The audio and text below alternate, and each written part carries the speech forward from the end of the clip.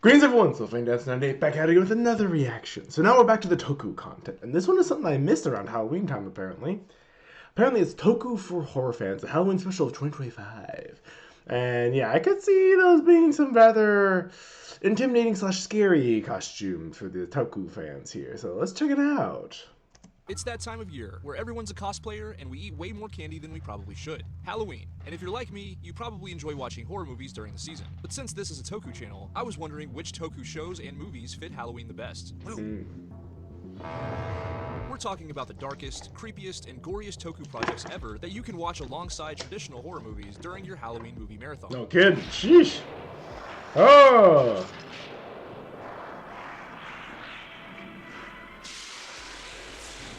First, I thought that was John Carpenter's The Thing for a second there. let's look at a few Kamen Rider projects that are a great fit for Halloween for different reasons. Shin Kamen Rider Prologue followed the story of Shin Kazumatsuri, and this dark film featured grotesque effects that would terrify a younger audience. This movie was made specifically for adults, and the practical effects were creepy and unsettling. Shin's transformation looked agonizing, and you could feel his pain as he transformed into a Kamen Rider, although his insect-like appearance looks way more organic than the armored riders that fans were used to. The story here focuses on scientific experimentation leading to unforeseen consequences, with biological and genetic elements being a main focus. Add to that the sheer brutality and violence on display here, and you've got a Kamen Rider movie that can stand toe-to-toe with some of the juggernauts of horror.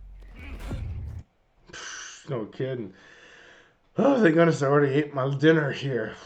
I would not have an appetite after seeing that, on loop at least. Kamen Rider Black Sun was a reimagining of the classic Kamen Rider Black. This show had a dark and mature tone with a socially charged story that was gritty and depressing, but where it really fits into the horror theme is its extreme violence. The transformation scenes look extremely painful, just like Shin's, and the fight scenes are shockingly gory at times. This is definitely one of the bloodiest Toku shows ever, with kills on the level of Mortal Kombat fatalities. We also get an uncompromising look at human suffering and addiction, making the world feel bleak and hopeless at times. Not everyone will love it, but if you're someone who watches slasher movies for the brutality, you'll love what Black Sun has to offer.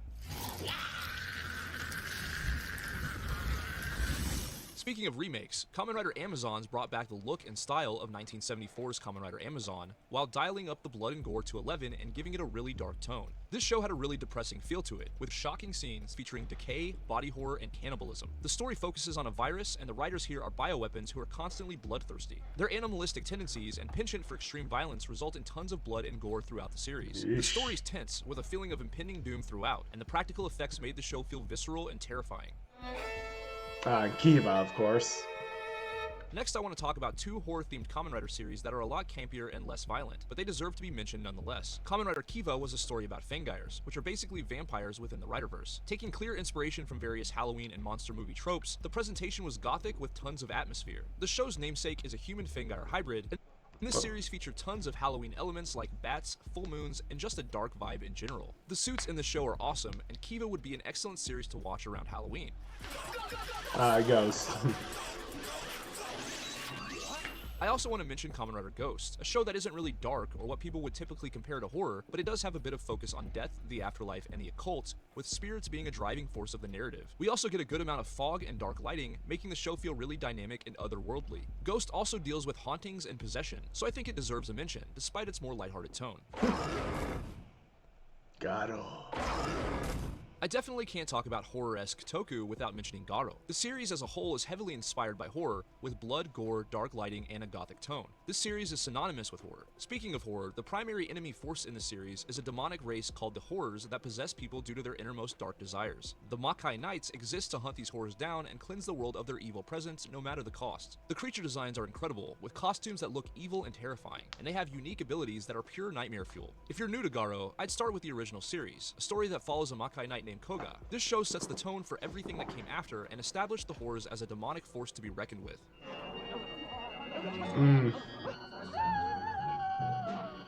Yep. The Ultra franchise was no stranger to horror elements either. Ultra Q from 1966 was a predecessor to Ultraman, and it revolutionized Toku with a dark, eerie tone that mixed a kaiju premise with storytelling that was reminiscent of the Twilight Zone or the Outer Limits. It was presented in black and white with moody and atmospheric cinematography that was way ahead of its time. The storytelling of Ultra Q leaned heavily on suspense, with episodes focusing on time anomalies, aliens, and reality itself. Instead of being a pure kaiju show, Ultra Q embraced the strange, with a strong understanding of how to keep viewers on the edge of their seats. Stories would often finish without a satisfying resolution, leaving the audience with a sense of dread and unease. Ultraman Nexus is one of the darkest Toku shows ever, both in terms of lighting and tone. This series stripped away the optimism found in most Ultra shows and replaced it with a bleak and dreadful world that would see its inhabitants struggle to keep their sanity. The type of horror found in Nexus is extremely human, focusing on paranoia, amnesia, and PTSD. So it's more of a psychological type thing right there from those fancy schmancy textbooks, I tell you what. I myself prefer the good old-fashioned horrors like from Amazon or Black Sun. Or good old-fashioned John Carpenter. This show is also very Orwellian, with elements of societal control and thought policing throughout. The main enemies featured here were the space beasts, and they were the stuff of nightmares, both in the way they look and the way they stalk victims. This gave the show a sense of impending doom, and Ultraman Nexus was dripping with atmosphere. This show was psychological horror in the purest sense. Psychological horror is not my preferred horror, thank you. I prefer the bloody one, violent one, or the making people think through the situation one, where they're not just running blindly into the next trap by the beast. Within the Metal Hero franchise, Metalder stands out as one of the most horror-focused seasons, with the show's namesake being part human and part machine, reminiscent of Frankenstein's creation. He awakens to discover that he's a cyborg created for war, leading to confusion and deep internal conflict. This show dives into themes of deep existentialism, and Metalder constantly struggles with who he is and what he stands for. The tone is dark and introspective, while the excellent audio design adds to the eerie feeling. The creature designs are monstrous and horrifying, with a mixture of organic and mechanical elements. This show is dark sci-fi at its best, and it was a criminally underrated Toku series with obvious horror influence. No kidding, just by the premise and the scenes here? Juko B-Fighter was a show that had dark undertones and a ton of horror DNA beneath the surface, with an apocalyptic atmosphere and villains inspired by the occult. The world here was gritty and unwelcoming, adding a sense of unease to the entire project. The Jamal Empire had excellent suit designs, with Gaum himself having a creepy and unsettling look. A lot of the monsters of the week looked like horrifying abominations, creatures similar to things we know, but with twisted and disgusting abnormalities. Cinematically, this show uses heavy shadows and fog, along with the inclusion of surprisingly gory practical effects to give an overall dark and creepy vibe that's perfect for horror fans. I also want to mention Saban's Big Bad Beetleborgs, a kids show that isn't dark or moody, but it does pay homage to classic horror in the form of the monsters at Hillhurst. The three heroes of the show arrive to the haunted mansion and come across its monstrous inhabitants based on classic movie monsters like the Mummy, the Wolfman, Dracula, and Frankenstein's creation. These guys are a huge focus for the story, and they're also the main source of comic relief on the show. Although this show isn't spooky or scary, it's definitely worth a mention due to it being a love letter to the golden age of horror. Classic Godzilla. The legendary original Godzilla from 1954 is an absolute nightmare that showcases the world in a bleak and depressing display of horror. Presented in black and white, the mood of this film is dark and somber, with mass death and nuclear trauma at the forefront. In fact, Godzilla himself is the result of nuclear testing, making this a sobering look at what humanity is capable of. This original classic inspired generations of monster movies with its practical effects. Later entries in the series leaned into campiness much more than this project, and Godzilla's post-apocalyptic world captivated audiences with its unique and groundbreaking take on horror. 1971's Godzilla vs. Hedorah was strange, unique, and disturbing due to its surreal visuals and nightmare-inducing cinematography. This film focused heavily on body horror, with Hedorah melting victims with acid. Much like other Godzilla projects, the world is polluted and apocalyptic, with this state of the planet adding to the overall horror. Hedorah himself is easily one of the most hideous-looking kaiju ever made. He's basically a walking sludge monster. This film is eerie, psychedelic, and horrifying. No kidding. Oh. Super Sentai I was going to say, wait, was he in that movie? I don't think so, based on what I saw. is usually thought of as a series with bright colors, slapstick comedy, and lighthearted entertainment, but I want to mention Die Ranger due to the Gorma tribe. These villains are basically demons that are born from the dark feelings of humans, similar to the horrors from Garo. This show explores topics like possession, curses, and spiritual warfare. Also featured were dark stories about the underworld. Die Ranger also had some creepy suit designs that would probably terrify the younger audience. So despite this show being more kid-friendly, I think it deserves a mention here. I mean, that makes sense. Whoa!